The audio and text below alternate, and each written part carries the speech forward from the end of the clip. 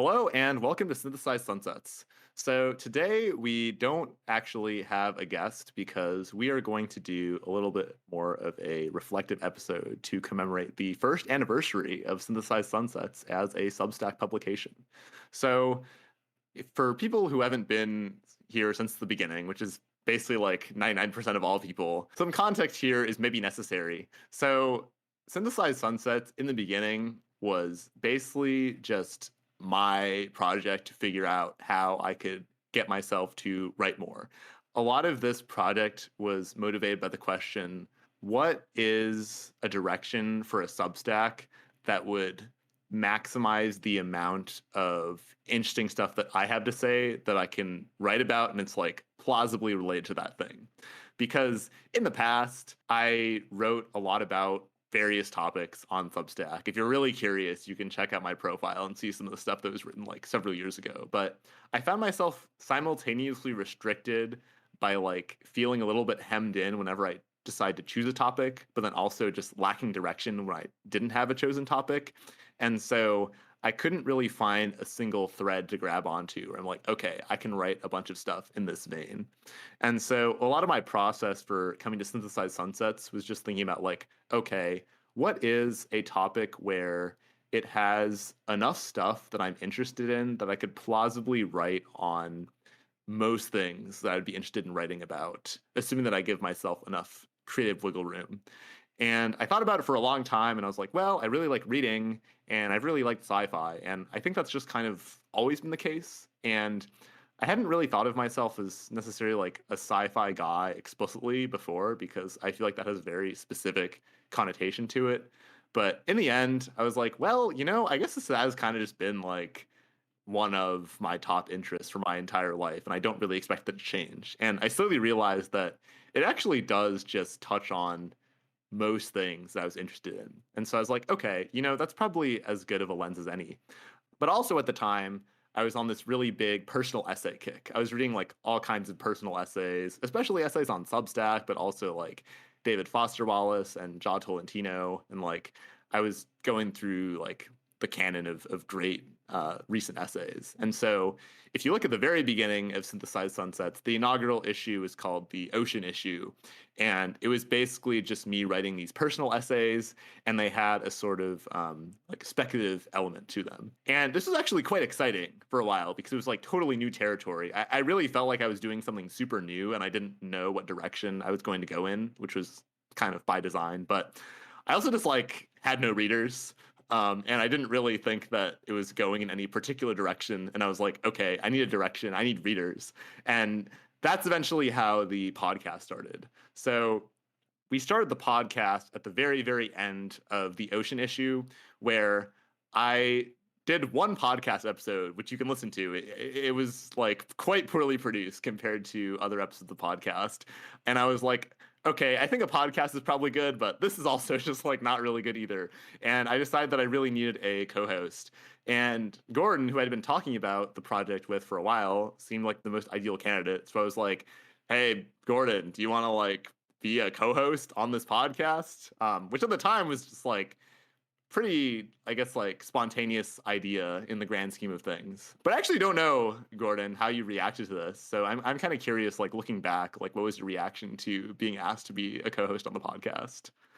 Yeah, so I was starting reading Synthesized Sunsets as you started making them, and I had like read your previous like forays into essays on like pop music and ASMR and whatnot. And I feel like when having a conversation with you, you end up talking a lot about just like really descriptive, like episodic memories from certain events in your childhood. And this just like comes through a lot. And I thought it was cool that you were able to incorporate this into essays. Like I feel like maybe if you've read some of the more recent Synthesized Sunsets essays, this is like less often the case. But there were like 5 or so right at the start that were all kind of just like these combinations of like some speculative fiction story and then just like Kevin childhood memories that are really hitting the spot. And then and then you asked me to be on the podcast, and I was like, I don't know, it's a cool project. I'm down. I think when you asked me to do the podcast, I thought it was probably like 80% chance we would do like 1 or 2 episode and then fold. I mean, like, I wasn't like, I don't think either of us are necessarily people that like are known for committing to things like over a long period of time. Like if I were to be like an impartial observer, I would like not expect this to do well. Actually, I think extremely key for this podcast success in terms of just like actually coming out is just like the fact that we alternate every other episode, like who has to edit it, which is like easily the most annoying part. Of doing these podcasts, and yeah, if just one of us was doing it, this would have been cooked. But yeah, anyway, I was like, yeah, I'll give it a shot. I like sci-fi, and we recorded our first podcast with our good friend Merrick, who's been on a couple times, and it was kind of just a clusterfuck.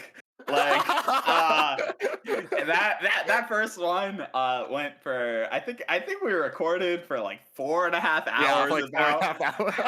and like so much of it was just not even remotely on like any sort of topic. I mean, you can go back and listen to the episode, which has been like edited down to like, you know, the most on topic and cogent 90 minutes, and you'll be like, how is this like even in the part we kept, it's like a good chunk of it is just like talking about Santa for some reason.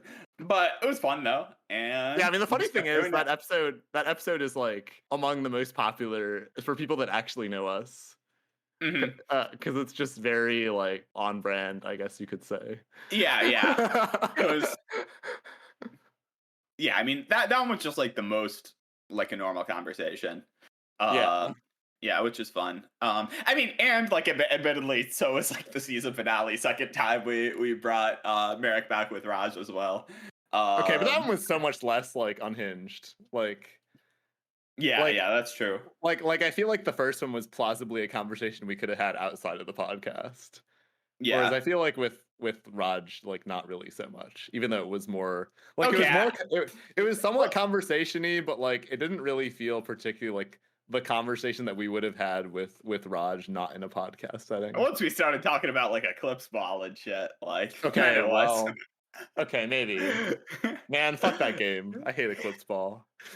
I was so confused. Anyway, though, I didn't really consider it as making a significant decision, even though it's like if I look back in the past year, it was one of the more significant decisions I made in terms of change to how I spend my time and stuff. But yeah, this may be surprising, but at the very beginning, our podcast and publication was not particularly about sci-fi books. Like, I kind of just wrote about stuff. One of the very first Synthesized Sunsets articles, which is what I thought would kind of set the tone for the entire publication, was about the movie Interstellar and the song Princess and the Clock, and kind of weaving it into like this very specific vibe that I felt about like the tragedy of exploration.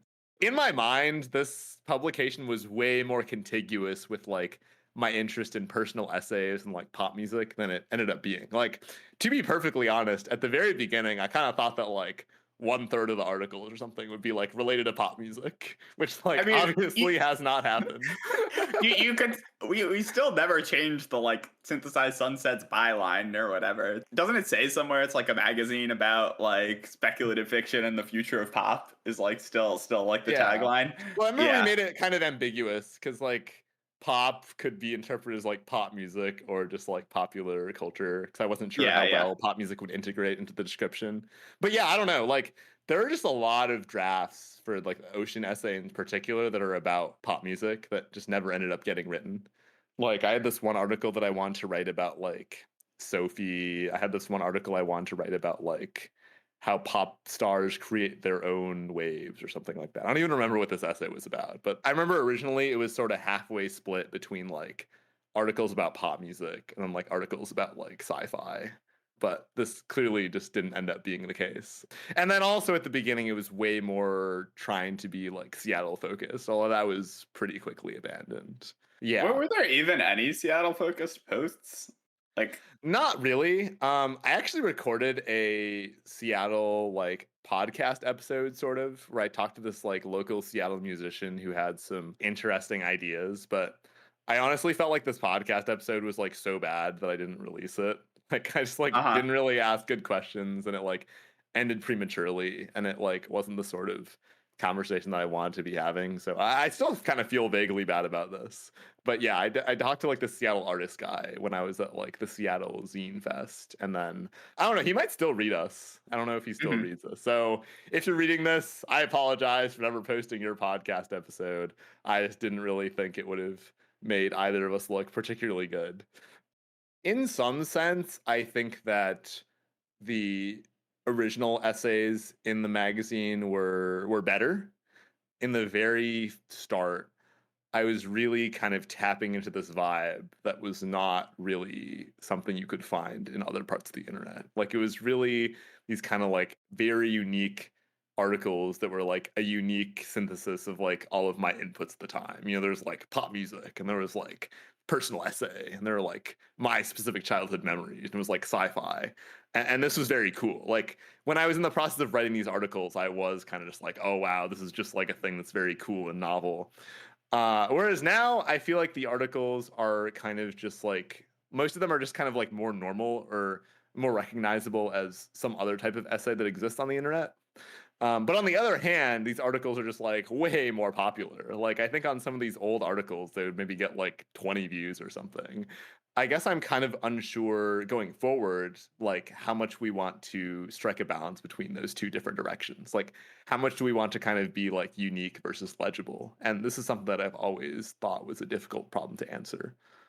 Yeah. I mean, I do think it is somewhat hard to know in the sense of like, I mean, obviously, like the growth in popularity just like mainly because like we actually have readers now, not in the sense of like they're like different types of essays and whatnot. Although obviously there may still be like a big difference there, but we just like haven't really posted too much of I the mean, I did post one article like that and it kind of just did badly. Like nobody engaged with it. uh which one? Like The the JG Ballard one. oh yeah. That is true. Um yeah. Yeah, I mean fair enough. I mean, okay, yeah, it's not gonna get the marginal revolution link, that's for sure. Well, I don't know. I mean, is it really more likely to get the marginal Is it really less likely than like the other post, like that actually did get the marginal revolution? Surely it's less likely than the post that actually did. Well, okay, well, yeah, but like, I guess I didn't. That one didn't strike me as being marginal No, revolution no, traditional either. I still don't know how that happened. That was kind of wild. But it's crazy because I could really easily imagine the next post or the previous post getting marginal revolution mention. Yeah, although they were feuding at the time. That is Uh, true. Ah, shit. Maybe what happened is that he originally came across the Scott Alexander it's post. in a It's like post. I don't want to post this because we're feuding, but we'll get them on the next post. And this post happened to be like maybe not amazing.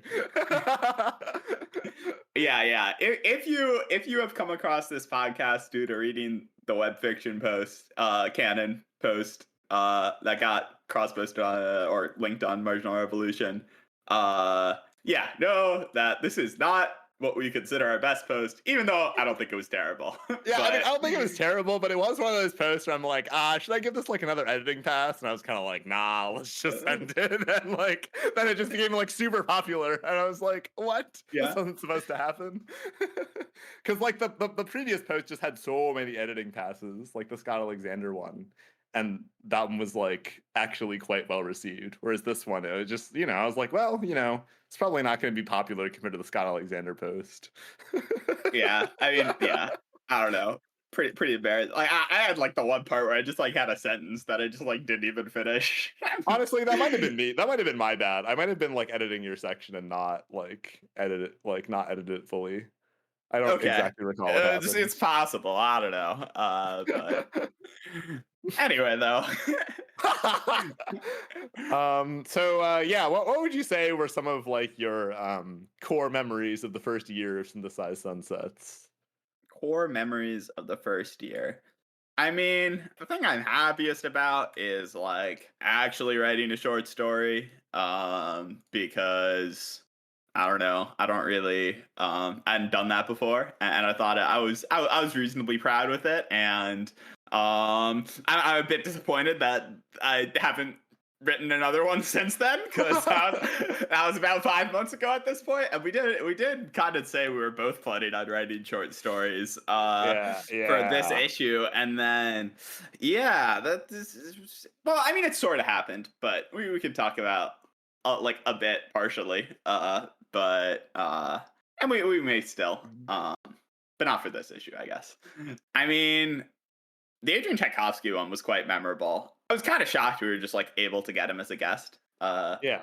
That was very cool, and I feel like we were both like stressing out for the week leading up to it. That was kind of fun. It It was was kind pretty of like cool. it was like trying for a test vibes.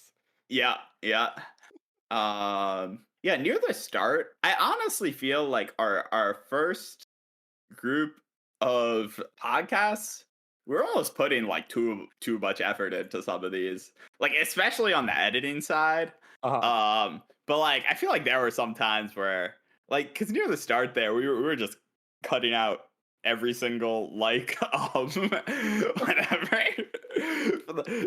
This shit took hours and hours.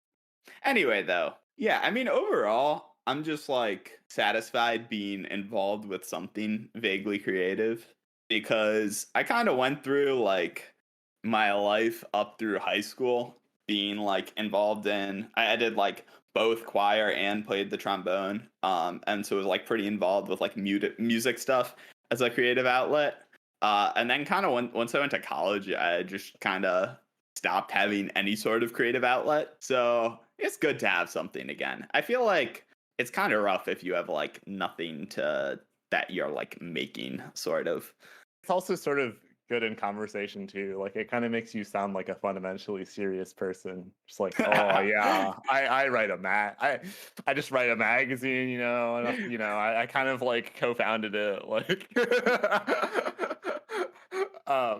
I think for me, like one of the core memories was I remember there's this one time I was like going up to Green Lake, which is this very beautiful part of North Seattle that's on this lake. This was kind of a time where I'm just like, I'm gonna go up to Green Lake and I'm gonna go to this cafe that has banger hot chocolate and is a great vibe. And I'm just gonna write and it's gonna be great. And so I was also just like really deep in my ocean, whatever, and like thinking about Ivan Ivazovsky, like the goat of painting, and like the essays that I was gonna write. I was just like in a really good mood. And then I got to this cafe and I started writing. And then I actually started chatting with the barista a lot about like the magazine and like what I was planning on doing. And she was the sort of person who was really into zines. And she was like really into it. And she was like, oh, like you could do this, you could do this. I think it was like she was telling me that I should go to the zine fair, which is coming up in Seattle.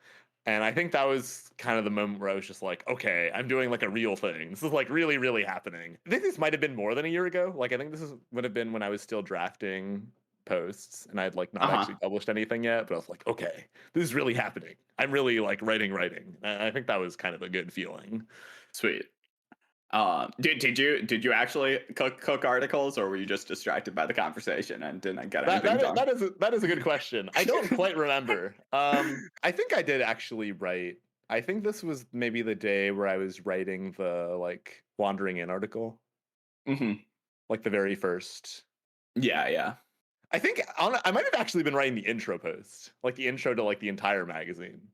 Like yeah, I yeah. think that's actually what I was doing there.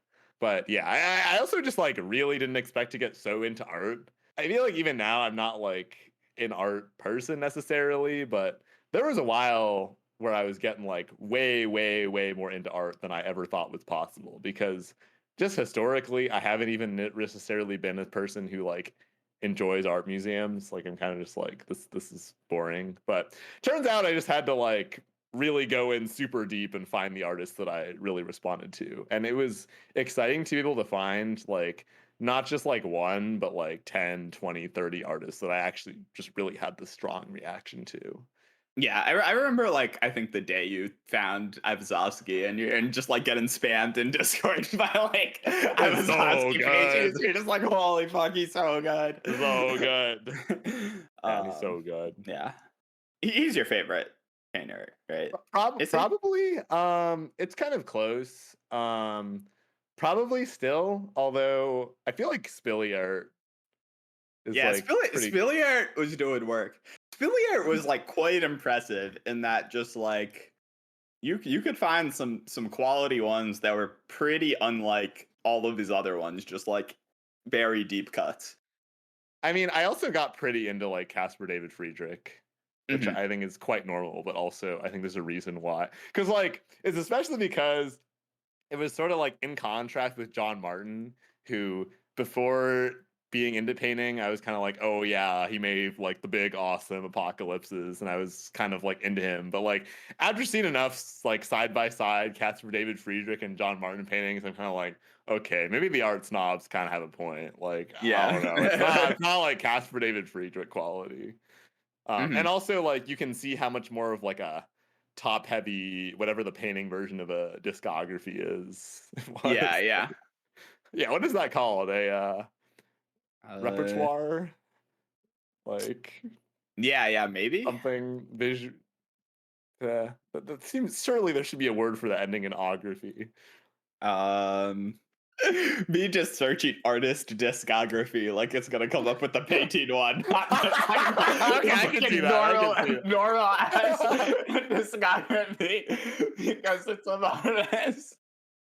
As far as my expectations go, I would say that Synthesized Sunsets right now has kind of ended up being like less popular in an absolute sense, but more influential than I was expecting it to be.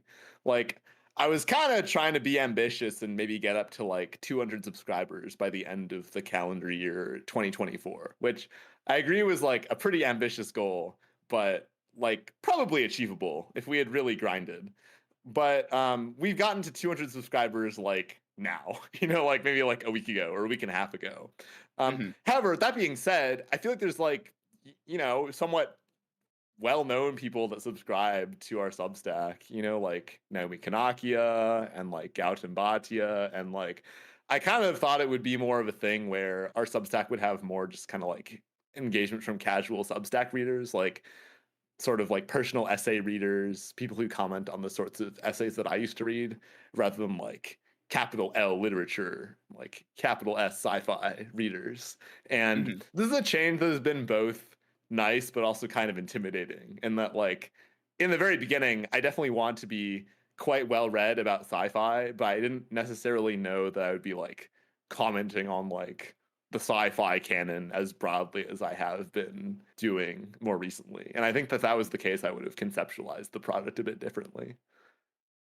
Yeah, it is a bit strange to be like, I don't know, like thinking about that web fiction article, for example. It's like, I mean, we've both read some web fiction, and like have some knowledge of what's out there, but we're not like experts on the subject. But it's also kind of like one of those things where I think it's kind of hard to be like a complete expert on the subject, like because it's just vast like array of things. So it's just kind of like, like, we'll just write down some shit we know, kind of fuck it, we'll send it. But yeah, I think we came across as like more of an authority than I think either of us like intend to be at all. Like neither of us are particularly authoritative people. It's sort of tough to like, ideally, if you're gonna write stuff about like sci-fi or just like literature even in general, you would have like know more about this subject than your average reader. But like this is probably true than like the average reader, like overall. But still, it's like I don't think that's true of everyone for sure, even close. Yeah. It is nice though, in that it does kind of pull you up to that level, right? Like as a result of having these people in our audience, I think we've both kind of been called to step up. Whereas I think that in the version of this publication where I don't end up making a podcast and I just kind of continue to write my more like swirly personal essays, I don't really think I would just be grinding like random stuff about the history of science fiction. Like I would Mhm. probably just still be reading like random sci-fi books, but not do anything particularly authoritative. Again, I'm not exactly sure how much we want this to be the case in the future. And we've been talking a lot about how it is good that we're writing on the sci-fi canon more broadly, but this is just not really the intended central focus of the publication. And so we've been talking about like what are the sorts of things that we want to write to kind of differentiate sci-fi substat or synthesized sunsets from other outlets that may exist. So I was wondering, Gordon, if you want to talk a little bit about that. Yeah, so I think moving forward for next time, we're hopefully going to try and be a bit like revert a bit more in the direction of, as you were saying, with these original essays, bit more personal essay focused, maybe a bit more just like essays about our weird opinions about like this specific book or something. We've both been doing like the Hugo Award reviews, and those are kind of wrapping up here. But maybe doing some more just like book review type posts after we read something, but that are just like a bit, longer, more subjective type like reviews, or more about just like experience reading a book than the actual thing. Probably a bit less in terms of just like information dump, put a bunch of information in one place posts. But yeah, I do still have a couple more of those to get through. Okay. You do still have a couple more. maybe not less of those, but yeah. Was there any specific ideas you had?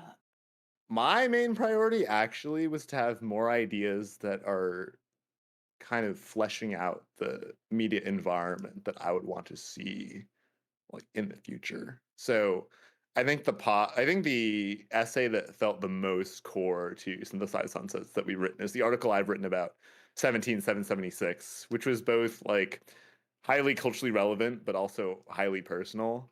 And it just it just made a lot of vague gestures towards like a future that never came to pass. And I guess I want to write more essays that are maybe like rehashes of that essay, but from a different angle, but then also essays that outline specific dimensions of the future media environment that could be, like what I might want the internet to look like, what future science fiction literature might look like, and just generally with the aim of being speculative without necessarily being fiction. Mm-hmm. Do you think it's worth trying to do anything in terms of like the form for any of these, like outside of just like pure text, pretty much? Or I might. It feels a little bit like I feel like that would be maybe after. Like, I guess my vision for how sci-fi should look in the future is that the media or the medium media. It feels so weird to say like media as like the actual like substrate. Like the actual substrate containing the story. I feel like Mhm. that should ideally kind of iterate with the stories themselves. So like if you're trying to create like a new media substrate, you should kind of like describe this in a story first. And then at once that's kind of been fleshed out enough, then you can start telling stories in that substrate and then kind of like iterate into a new substrate. Like we kind of imagine movies in text before movies emerged, right? Mhm. I think. Um, and so by the same token, I feel like there's certain media experiments that we should imagine in science fiction in like the conventional forms before really trying to move into those other forms and just sort of like present a thesis for how these could be. Like, unless you're really good and you make 17776, like just kind of dropping your readers into that kind of environment, I'm not confident that I could make it have the desired effect. And I think that also writing fiction about it would help me crystallize some of my ideas on how that should be executed. Yeah. Cool. One other thing, I do think we are both also planning to write fiction, even if we didn't this time around, really. We actually will next time. So yeah. Will we actually? I mean, I feel pretty confident that you will. Okay. I think I'm less confident for myself in that I decided that I actually might not be particularly well suited to write short stories, which is kind of a bummer. But just the way in which my creative process has been working recently, I wouldn't say that I'm so good at coming up with these satisfying puzzle box ideas where you just have this big idea and then the rest of the substance of the story kind of cascades down from that. I have more been having ideas that I can imagine being crammed into a sort of maximalist novel. And that also just feels like, I mean, like, if I just think about it as an impartial observer, like perhaps I was always destined to only write something that's maximalist, Uh-huh. because that is just my preference. But I am becoming increasingly less confident that I'm actually well suited to write the sort of conventional short story that appears in a magazine. So I've been thinking more along the lines of like, how can I write short stories that may not be text? How can I write maybe novels or even like serialized forms? And these are things that I'm not necessarily confident will end up appearing in the magazine. But writing fiction is definitely something that I've always been thinking about. And it was also something that I always was expecting to pivot into from the very beginning of the magazine. Like even in July of last year, I was already going to like activities for fiction writers and trying to think about how I might be able to contribute to the fiction landscape way down the road. But this has always been like a 5 to 10 years from now thing, as opposed to a more immediate one. So I'm kind Hmm. of just taking my time and feeling my way through it and trying to read more things. Yeah. All right. Well, I will commit to at least producing one short story in the magazine in August or September. A while ago, we're planning on doing like a trivia thing, and that didn't really happen, but it could still happen. Yeah, it would be cool to form some form of community. Yeah, Uh, because Substack really just gets such low engagement. And yeah, like yeah. sometimes I'll just talk to someone who I know is subscribed to the magazine, but I don't really think that much of it. I'll just be like, oh, like I listened to all the episodes of your podcast. I'm like, actually, like I didn't know anybody did that. And Yeah, that's yeah. always kind of exciting. I think Substack is a very good place to have like substantive like engagements and like comments and stuff. But as a result, I feel like that makes it like a sort of worse place to have like I enjoyed reading this kind of just engagement with like no content sort of, because like I feel like the comments are very forward. Like honestly, if Yeah. I read a post on Substack, I'm like more likely to read the top comments than any part of the post. Uh-huh. And I think this might be true of a lot of people. Yeah, and sometimes the comment will just come as a note. Like Yeah, you'll see the yeah, comment before the post. Sometimes the comment's better than the post. yeah, yeah. Well, exactly. I mean, that's kind of what I to do it. But yeah, I mean, this makes it also just like you don't get a ton of engagement. Like it's we might have a post that like 1,000 people read, but like one person comments on. I also have like no idea what our median reader is like. Like, Yeah. I've only had conversations with people that I already knew and then showed them the Substack. I don't think I've had a single voice conversation with like someone who discovered Synthesized Sunsets organically. Like, Yeah. right? Like, have Yeah. I mean, I haven't for sure. Uh, which is yeah, probably about like what half our audience or so. probably like, yeah, probably half our audience. If you're one of these people, feel free to hit us up. Yeah, If you can hit us up. there's anything you would like to talk about. Yeah, so anyway though, I was gonna finish up here by talking about recent series of posts sorta. A few weeks ago, you did like a AI assisted translation of this old Japanese short story and then also just like wrote about it a little bit afterwards. So yeah, wonder if you could tell us a little bit about that. Yeah, so I think maybe we were having a conversation Mhm. about how there is a lot of sci-fi that just goes completely untranslated. And while a lot of the focus right now is on Chinese sci-fi, there's actually a lot of energy in Chinese sci-fi translation, and it's also like relatively new. Like almost all the output is like post Yixin Liu era in terms of like raw volume. Kind of like how half of all the people ever born are like alive now, right? Mhm. Um, Whereas, like, there are other traditions like Japanese sci-fi that have been posting for a long time, but there's never really been like a super concerted effort to translate sci-fi short stories. And it made me realize that there are a lot of these parallel ecosystems where we don't really even have reason to believe that it's like worse than American sci-fi, really. It's just kind of different. And how we just don't read these stories because of the way in which resources are allocated in the translation market. And I was thinking about how you can sort of browse Chinese internet, but like not super well. Like if you go on some Chinese page, you can use Google Translate and get like sort of a vague sense of what these people are saying.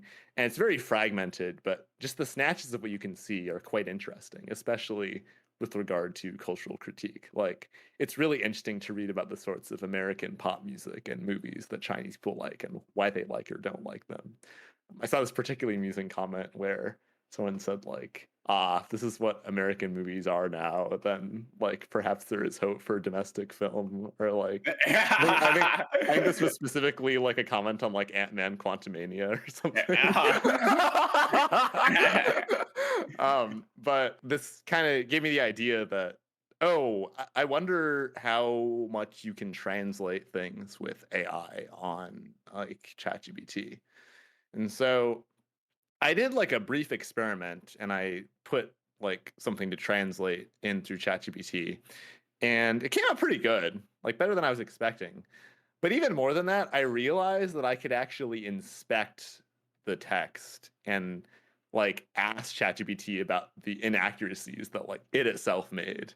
And that was like a really interesting idea. I was like, okay, maybe I can't really get directly at the truth of this text, but I can sort of triangulate around it based on like the somewhat accurate text generated by the LLM and then the inaccuracies that it claims to have made.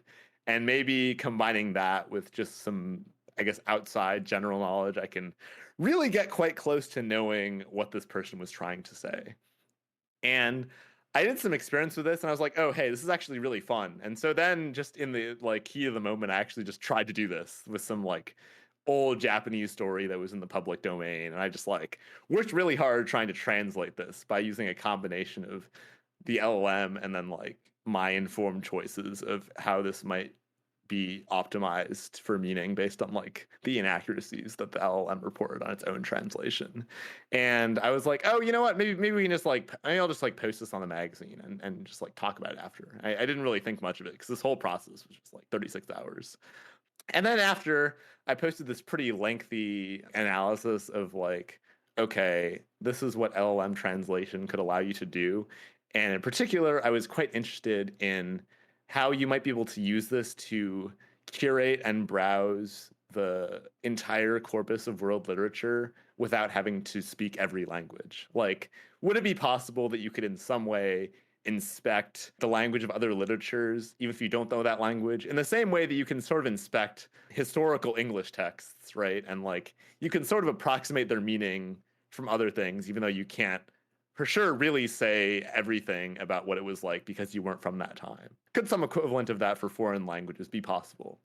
And my conclusion was that this is probably sort of possible. Like you're not going to be able to 100% understand what people in other languages are saying, but you actually can get close, or at least much closer than you would have been able to in the past.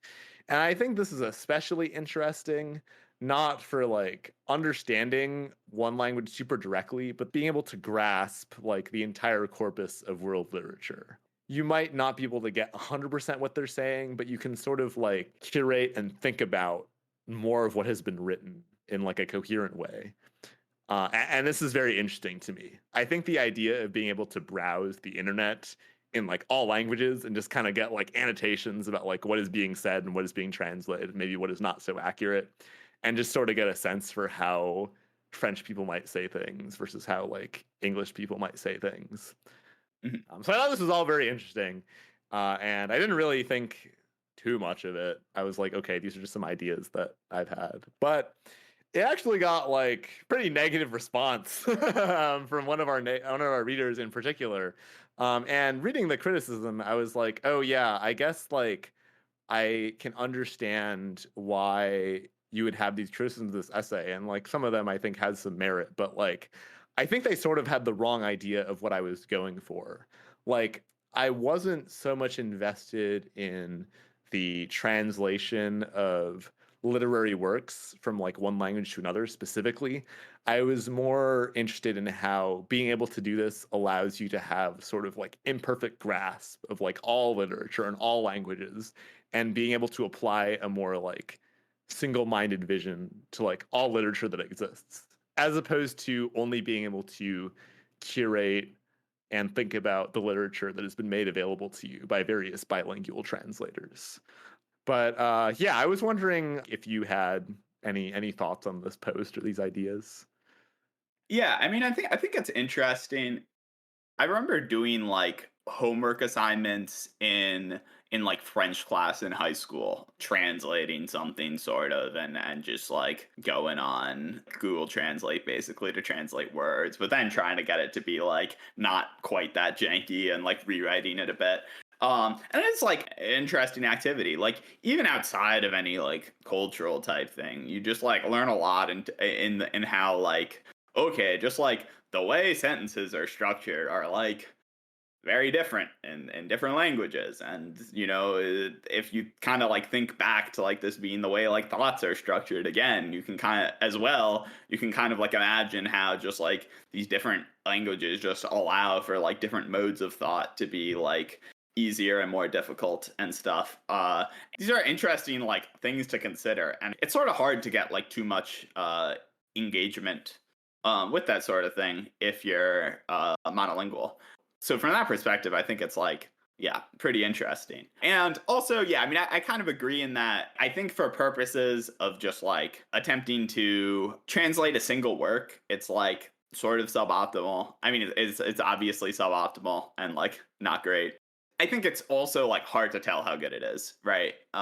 Because yeah, I mean, you don't have too many tools outside of like you can use a different LLM to like analyze the quality of the first LLM's translation, which I think could help you to some extent, but it is a bit difficult to like analyze the quality of your translation. And yeah, but in terms of just like getting a general sense of things, I feel like it could be useful for sure. Especially I think even in like more languages that like less people speak. Like maybe there's some random like Lithuanian like sci-fi or something that's just like Honestly, could re- be. really cooking in like the Soviet era, but like written in Lithuanian. That's just like that's the type of thing where not that many people speak Lithuanian. Like English interested in sci-fi would want to translate this. Just like it feels like the type of thing you could kind of just like unearth and discover, and that this Yeah. would give you access to doing that. There were a few pretty substantial fundamental disagreements, I think, that I had with our reader. I'm unsure if Gordon shares these, but one of them was just kind of our idea of what would happen if more mediocre AI assisted translations hit the marketplace. Because the conventional wisdom in the past has been that if there's kind of a subpar translation of some work, especially like a not very well known work or a work in a like rare language, like you said, this is actually very damaging to the original text, because then publishers will look at this and just be like, oh, we don't have to translate this because there's already a translation that's just like kind of okay. But I'm not sure that this is in net bad for like the prospects of a good translation being produced.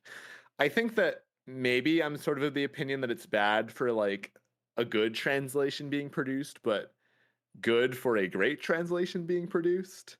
Like, I think that if you have a mediocre translation that attracts some interest, one of the things that's going to attract interest is whether or not it's a good translation. And I think that discourse about the quality of a translation is actually one of the things that is most likely to produce a better translation. And if your translation is kind of like good enough that like there isn't really much to comment on, then obviously that might be sort of bad for creating a better, like a great translation. And maybe that's like what our reader was concerned about. Like LLMs are kind of at that point now. But I feel like if the top translation of something is an LLM, there's going to be interest in making like a better professionally made translation. And I also think there's going to be less market satisfaction with some kind of like generically good translation if it is so easy to produce such a thing. Like, I think that actually the ability to translate things with LLMs will kind of raise the bar for how good a human translation has to be. Because I feel like our reader was talking about translation to some extent as something that's sort of always done great, whereas like I've read some like translation of Chinese that I think would have been done better by an LLM, if I'm being completely honest. Like it was done by a real person who does really understand Chinese, but it was just not very good in some pretty obvious ways. And so I don't even necessarily think it's a given that like a human translation is going to be not damaging, you know. So I think it's a little bit of an unfair comparison to compare like an LLM to like the greatest human. Like, are you really always getting the greatest human translation, especially for these more obscure sci-fi works? Like, probably not. Um, but I think also, and this is less of a disagreement, but maybe just a different perspective, is I don't think our readers saw much of the value of individual curation, sort of. I think that you can have the perspective of why can't you just leave this up to the people who translate literature and their tastes? And I think for some things that's like sort of fair. Like if you're looking at like French or Russian literary fiction, probably enough people have poured over the corpus to where there's not a ton of value add that you can provide as someone who doesn't really speak French or Russian. But I think when it comes to translation, it's not just about like, has someone who is knowledgeable about literature gone over the corpus and translated what they found to be valuable, but it's also, has someone like you been over the corpus and translated the stuff that you would have found to be valuable? I would say I believe in the individuality of taste somewhat, and I think it's highly unlikely for a lot of things where someone that was like me has gone over the corpus in the way that I would have. And I actually think that there is a good amount of artistic value in this. Like, I think it's actually good if more people can kind of put their independent curatorial stamp on like the whole of world literature, even if it is in some ways imperfect. Now, I think that, like you said, the value of doing this gets less as you narrow your focus. Like me creating some kind of authoritative collection of Chinese science fiction, not that interesting.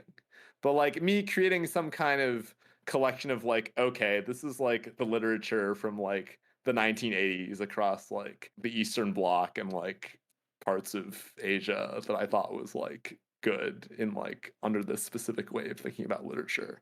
That's kind of a lot more interesting, you know? So I think it's maybe more like a question of scope. Like we really had different ideas of the way in which we were thinking about this problem. Although I do concede that like there were some things about the post that I would have done differently, like in anticipation of these kinds of critiques. Hmm. What do you think's like the main thing you would change? Oh, well, I mean, the main thing is I probably would have been like a little bit less dismissive of translation as it is. And also, like, I would have presented the original post a lot differently. Because one of my things is that, like, the value of using LLMs for translation is kind of more as like a stage of this iterative process. You translate literature with an LLM to kind of figure out more about what literature might be worth investigating further, or like you translate literature to show to other monolingual speakers to build like a critical mass of interest to eventually get like a real translation published, or you use an LLM to translate literature to get a better sense of what people are talking about when they do literary criticism in another language. But I wasn't really so interested as like translation with an LLM as like a final product. Like that's not really interesting to me at all. Hmm. And I think the way that the post is written, especially because I just did post this thing with little commentary on the Synthesized Sunsets, I think that wasn't actually clear. And it could, in fact, have been interpreted as like a proof of concept for why final products should, in fact, be translated by LLMs a lot of the time, where I feel like that's actually just the least interesting part of the post and not something that should be focused on, because I think that's a pretty intuitive conclusion. Yeah. Okay. Okay. Like one of the critiques that was made was that like, oh, this essay was not, or this story that you translated was not a good argument for translated literature with LLM being good. I'm like, yeah, it wasn't a good argument, but like it wasn't meant to be an argument. Like I'm not trying to convince people of the ultimate fidelity of LLM translations as compared to professionally done ones. I'm just saying like it is a thing that you can do that will produce readable material. Hmm.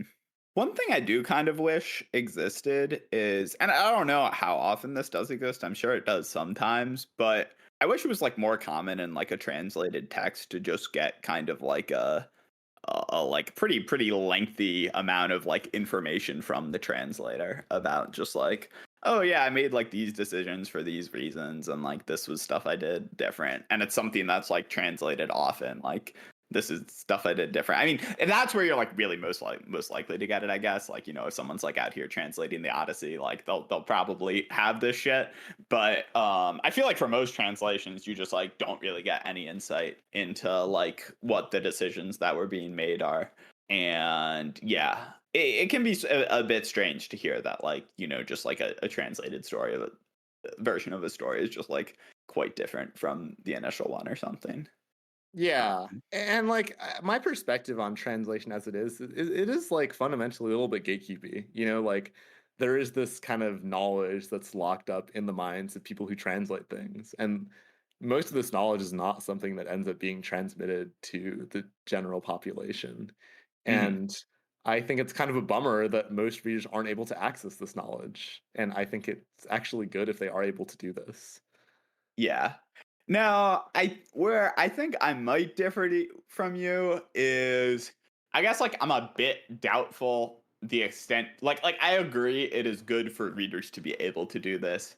I am like doubtful to the extent, like the amount of readers who will actually want to do this. Like I think it just like might not be very many. Especially in Well, what do you terms mean by very many? like a large percentage of readers, more than like 1%, we'll say. Um, 1% who of like all readers? of like readers of a work. I don't know. Well, I mean, I guess it depends on like how seriously you'll want to, because like a good chunk of readers like would like read a note from a translator or something. But like the amount of people who will actually like, you know, attempt to produce their own translation of something, I feel like is like really small. Even if it's like decently easy to do, because I think if such a translation already exists online somewhere, most people will just go to that. And if it doesn't exist, most people will just not read it. So is this in the universe of like global internet or like kind of multilingual internet or Uh, not? Not necessarily.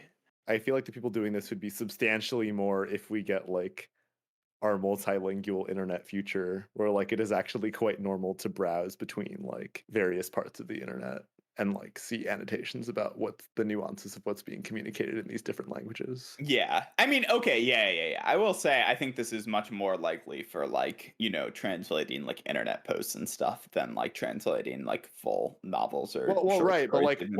once you do that, like it's not so much of a step towards like, or it is, but like I feel like it's more obviously like a thing that you might want to do.